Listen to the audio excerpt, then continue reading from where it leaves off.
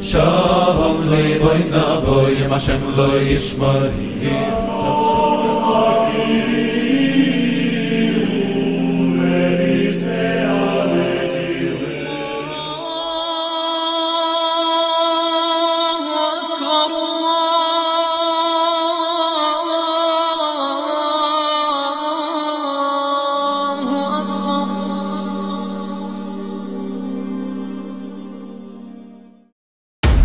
Assalamu alaikum wa rahmatullahi wa barakatuh. Après avoir parcouru ensemble les prophéties de la Bible au sujet de l'islam, nous allons découvrir maintenant les prophéties de l'islam dans leur généralité et dans plusieurs domaines. Ibn Hajar rahimahullah a dit il y a 7 siècles: il n'y a pas une époque qui passe sans qu'il n'y ait une nouvelle preuve dans le Coran qui prouve sa véracité. Donc à même un jour du dernier jour, une personne se manifestera et présentera de nouvelles preuves sans précédent qui témoignent de la validité du Coran et de la validité de l'islam que personne n'a jamais découvert auparavant. Les preuves de l'authenticité ne sont pas exclusives ni à une nation, ni à une époque, ni à un sujet particulier, mais au contraire, ces preuves apparaîtront dans toutes les nations, dans toutes les époques et dans tous les sujets. Nous allons analyser dans un premier temps le Coran, puis nous détaillerons ces analyses par la suite. Dans le Coran, il y a plus d'1 millier de versets traitant des questions liées au ciel, à la terre, aux montagnes, aux plantes, à la pluie, aux nuages, au développement embryonnaire humain, aux animaux et même aux insectes. Maintenant, rappelons l'espace-temps de l'émergence du Coran. Le prophète Mohammed sallallahu alayhi wa sallam vivait dans un environnement primitif, plein de mythes, de superstitions et de perceptions païennes. Mais les versets du Coran sont infaillibles à ce jour.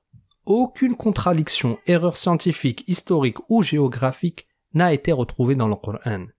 Ce qui prouve que celui qui a révélé ce livre à son prophète est bien Allah Tout-Puissant, le Seigneur des cieux et de la terre, le Créateur de toutes choses, le premier et le dernier, et que son prophète Mohammed sallallahu alayhi wa sallam est bien véridique.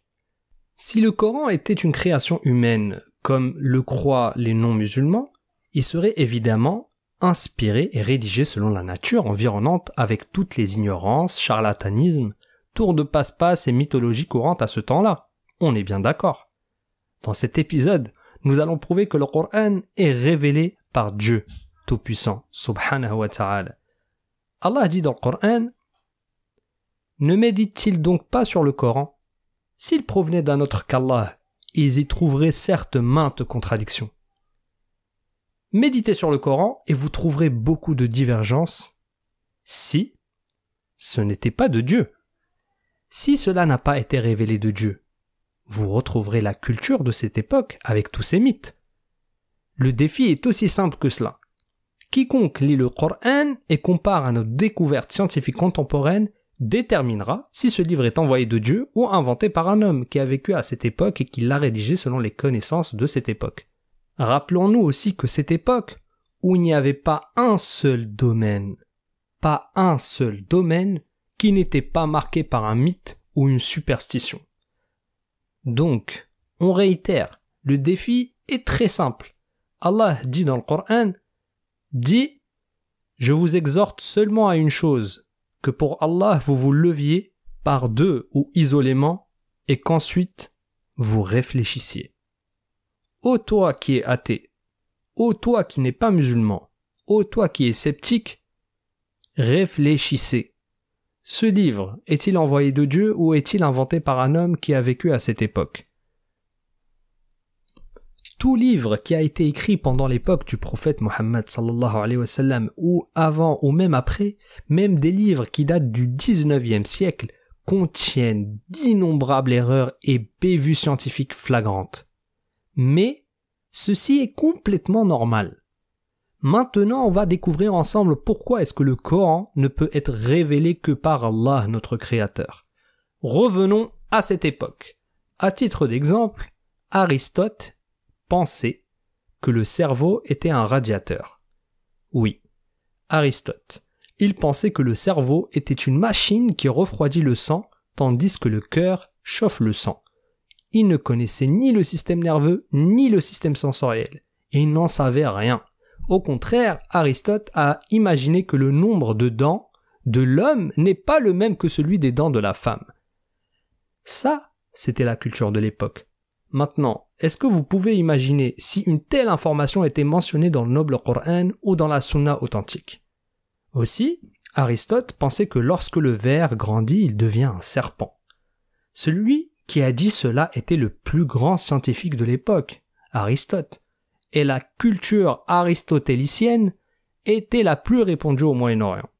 C'était la culture la plus répandue même dans le monde jusqu'au XVIe siècle. Parlons de Hippocrate, le père de la médecine qui était le plus grand médecin de l'époque. Hippocrate pensait que l'embryon se forme grâce à l'eau, l'air humide, la chaleur et le feu. Il a même pensé que l'embryon émerge au début comme un morceau de viande. Ensuite, ce morceau de viande se réchauffe à l'intérieur de l'utérus formant des os. Donc, les os émergent après avoir réchauffé ce morceau de viande à l'intérieur de l'utérus. C'est ce que disait Hippocrate, l'un des plus grands médecins de l'époque. Le principe de la chaleur qui fait coaguler et solidifier, la formation des os est expliquée de la même manière, c'est ce qu'il nous dit. Donc, on peut remarquer que c'est une perception primitive et très étonnante. La chair est solidifiée par la chaleur. Et compte tenu de cela, des os émergent. Donc, les os où chaque partie et chaque fossette remplissent une fonction spécifique ont été pour Hippocrate juste formés par la simple chaleur dans l'utérus. Et d'ailleurs, quelle est la source de chauffage à l'intérieur de l'utérus selon Hippocrate? Bon, c'est pas grave. Aussi, Aristote pensait que la moitié supérieure du corps de l'embryon apparaissait en premier et que la partie inférieure émergeait à un stade ultérieur. Vous imaginez si une femme avorte d'un fœtus avec juste une tête et un thorax? C'est pas grave. Passons à Galien, l'un des plus grands médecins de l'époque et disciple d'Hippocrate. Galien imaginait que les os, les nerfs, les veines et la membrane sont extraits du sperme, tandis que les tissus mous sont tirés de l'éjaculation féminine. C'est ce que Galien a écrit dans son livre, sur le sperme, pages 99 et 103. C'était ainsi la culture de l'époque et aussi la culture commune au Moyen-Orient. C'est pourquoi nous trouvons les mêmes mots de Galien dans le Talmud, littéralement. Comme vous le voyez dans l'image, le Talmud a repris exactement les paroles de Galien. Galien disait aussi que le cycle menstruel s'arrêtait pendant la grossesse. Jusqu'à là, tout est normal. Mais pourquoi? Parce que l'embryon doit se nourrir du sang menstruel stocké dans l'utérus. De si graves erreurs scientifiques. Tout comme son professeur Hippocrate. Galien pensait que le testicule droit générait des spermatozoïdes de garçons, tandis que le testicule gauche générait des spermatozoïdes filles. Jusqu'à récemment, cette conviction a continué à prévaloir dans le monde. C'est pourquoi les Grecs et les Français avaient l'habitude de retirer le testicule gauche de peur d'avoir des filles. En parlant des spermatozoïdes, comment sont-ils produits? Galien pensait que le sang allant au testicule devenait blanc. Alors, le sperme émerge. Galien et Aristote croyaient aussi que le fœtus mâle se trouvait à droite de l'utérus, tandis que le fœtus féminin se trouvait à gauche. Autant de bêtises dont on sait avec certitude aujourd'hui qu'il s'agit d'erreurs scientifiques. Imaginez si un seul de ces mythes était mentionné dans le noble Coran. Ces mythes n'étaient-ils pas la culture de l'époque? Ces gens n'étaient-ils pas les scientifiques et les intellectuels de l'époque? Si nous passons par exemple à la culture asiatique, ce ne sera pas très différent. Le Veda, le livre sacré de l'hindouisme, détermine que la terre est soutenue par un taureau. Oui, il croit qu'il y a un taureau qui soutient la terre de peur qu'elle ne bouge. Et ceci est mentionné dans l'Atharva Veda. pour le soleil, il est tiré par 7 chevaux. Ceci aussi est mentionné dans le Rig Veda. L'éclipse, comment se produit-elle? Alors, pour les hindous, l'éclipse se produit parce qu'il y a un fantôme qui cache le soleil derrière lui. Et ceci est mentionné dans le Rig Veda. Ce sont les perceptions du monde à cette époque. Il n'y a pas un seul livre publié il y a quelques années qui ne contienne des mythes scientifiques. Par exemple, Charles Darwin, qui a publié un livre dans lequel il classe les créatures selon l'évolution il y a 150 ans, on peut jeter un œil sur ces cahiers à travers l'œil de la science d'aujourd'hui. Et nous y verrons de graves erreurs et des mythes très amusants. Par exemple, Darwin croyait en la pangénèse. C'est quoi la pangénèse? Il croyait que chaque partie du corps émettait son propre type de petites particules qui s'agrègent dans les gonades. Ainsi, lorsque vous pratiquez un sport, ces particules sortent des muscles et atteignent les gonades. De cette façon, le fils acquiert la force des muscles de son père.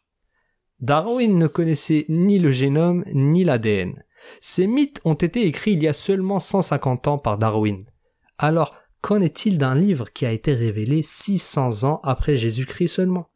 Aucun mensonge ni erreur dans ce livre jusqu'à ce jour. Et ceci est totalement impossible s'il avait été inventé par l'homme. Allah subhanahu wa ta'ala nous dit: le faux ne l'atteint d'aucune part, ni par devant, ni par derrière, c'est une révélation émanant d'un sage digne de louange.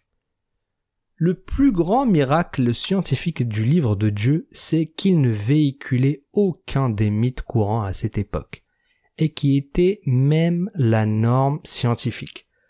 Lorsque le Coran est révélé et est infaillible à tous ces mythes, et que les prêcheurs de l'athéisme, avec tous leurs efforts, leurs richesses investies dans les recherches et leurs laboratoires géants, ne peuvent trouver un seul verset clair qui contredit une seule vérité scientifique unanimement reconnue.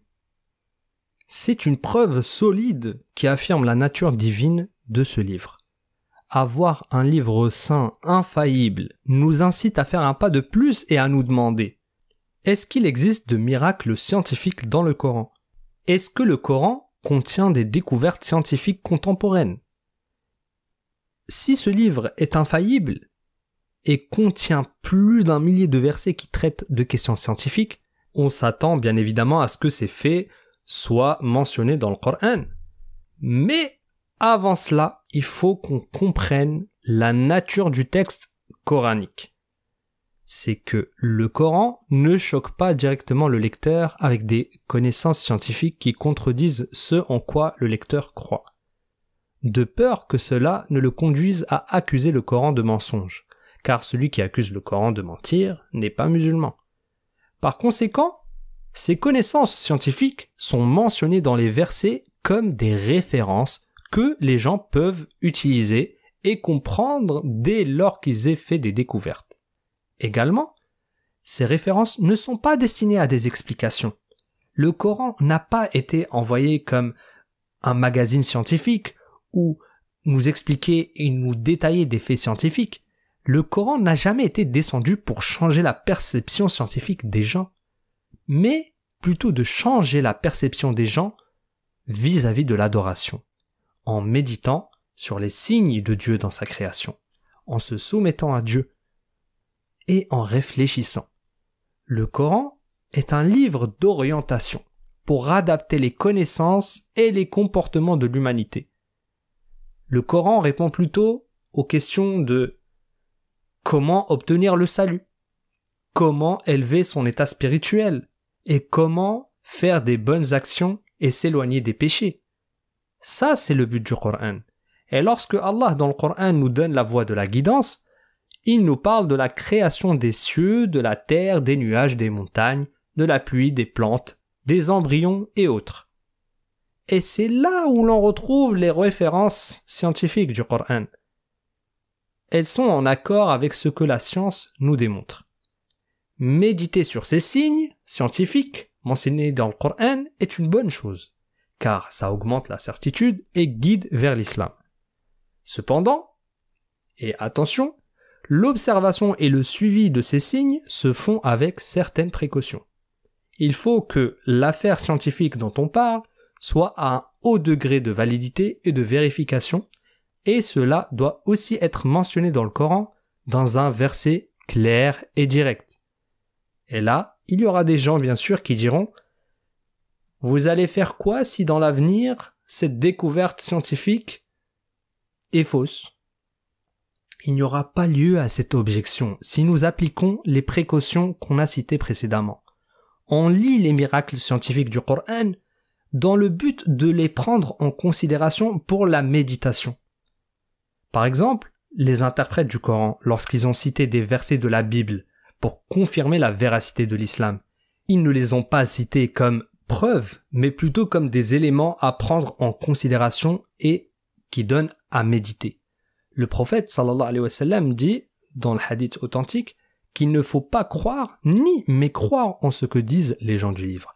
Donc, quand les interprètes du Coran ont utilisé la narration des gens du livre concernant des versets spécifiques, ils n'ont pas prétendu que c'était la seule interprétation du verset, mais uniquement des éléments à prendre en considération et en méditation. Donc, acter que certains versets du Coran parlent de telle ou telle découverte n'est pas une méthodologie infaillible, c'est uniquement une déduction de leur part et pour laquelle on doit les remercier pour l'effort qu'ils ont fait. Il y a en effet des signes purement scientifiques mentionnés dans le Coran, qui s'accordent avec des découvertes scientifiques qui n'ont été découvertes que dernièrement. Et ça, c'est le sujet de l'épisode à venir, Inch'Allah. Nous discuterons des découvertes scientifiques dont les signes ont été mentionnés dans des versets tout à fait clairs dans le Coran. Méditer sur ces miracles est un effort loué, qu'Allah récompense en bien ceux qui le recherchent. Allah subhanahu wa ta'ala dit dans le Coran « Nous leur montrerons nos signes dans l'univers et en eux-mêmes jusqu'à ce qu'il leur devienne évident que c'est cela, le Coran, la vérité. » Ne suffit-il pas que ton Seigneur soit témoin de toutes choses? سأصرف عن آياتي الذين يتكبرون في الأرض بغير الحق وإن يروا كل آية لا يؤمنوا بها وإن يروا سبيل الرشد لا يتخذوه سبيلا وإن يروا سبيل الغي يتخذوه سبيلا ذلك بأنهم كذبوا بآياتنا وكانوا عنها غافلين والذين كذبوا بآياتنا ولقاء الآخرة حبطت أعمالهم هل يجزون إلا ما كانوا يعملون